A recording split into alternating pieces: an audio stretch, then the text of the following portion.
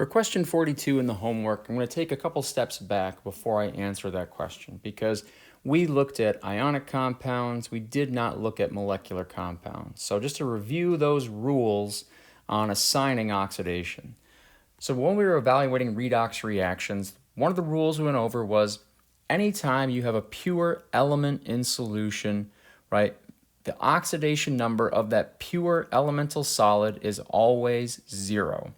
So if I had iron or silver or lead or zinc or copper in solution as a solid metal, its oxidation state would always be 0.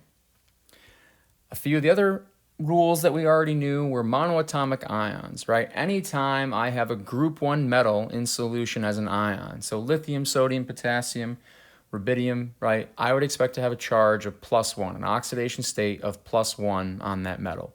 Group 2, right, magnesium, calcium, any of those, I would expect to have a charge of 2+ as an ion in solution, so an oxidation state of 2+. The same applies for the nonmetals. Fluoride, bromide, chloride, iodide would all be -1 as an ion in solution, so it would have an oxidation state of -1.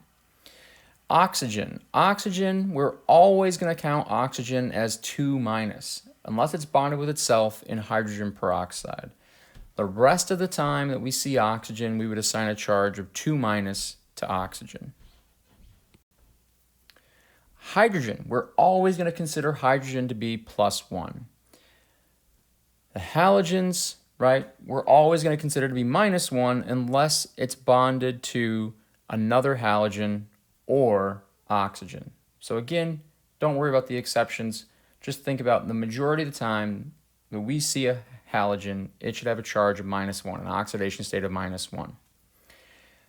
Now, number 6, we didn't quite go over this rule in class, but it's kind of an important way of thinking about how all of this comes together and how we can assign oxidation states on a compound even where oxidation states don't exist. But how can we think about the charge on that compound? So for compounds and ions, the sum of the oxidation numbers of the atoms needs to equal 0 if it's a neutral compound. The sum of those charges needs to equal the overall charge if it's a polyatomic ion that carries a charge. And so, for example, phosphate as PO4 3-. So what this means is we can take this and break it down to say that in this phosphate, in the PO4 3-, right, I have 1 phosphorus, I have 4 oxygens.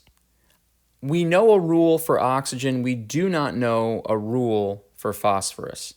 So oxygen is always 2-. I have 4 oxygens at -2 each, so 4 times -2, -8. Overall, the charge on this polyatomic is -3.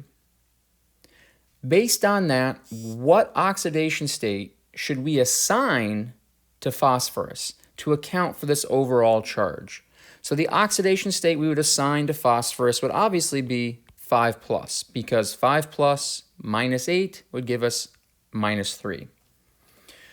Right, let's do one more example of that just because this is something new that we didn't really cover in class. Let's take a look at the polyatomic nitrate, NO3-. Again, I want to break that down. I've got nitrogen and I've got 3 oxygens. Again, I don't know a rule for nitrogen, but I know oxygen should always be -2. Overall, the charge on this is -1. So I've got 3 oxygens at -2 each. That's -6. So for this to balance out, the charge I would assign to nitrogen, right, would be 5+ to balance out that charge from the oxygen and to account for nitrate, NO3-1. Some of you were asking when we were talking about nitrate versus nitrite, how come nitrite has the same charge even though it has a fewer oxygen? Well, let's see what that would look like, right? Nitrite is NO2-1. So breaking that up, I've got nitrogen, I've got 2 oxygens at 2- each. The overall charge is -1. Well, I've got -4 from the oxygens. 2 times -2 is -4. In order for the overall charge to be -1, the nitrogen in nitrite needs to be +3. So that's why nitrate, NO3 -1, has the same overall charge as nitrite, because the assigned oxidation state on nitrogen is different in both of those cases.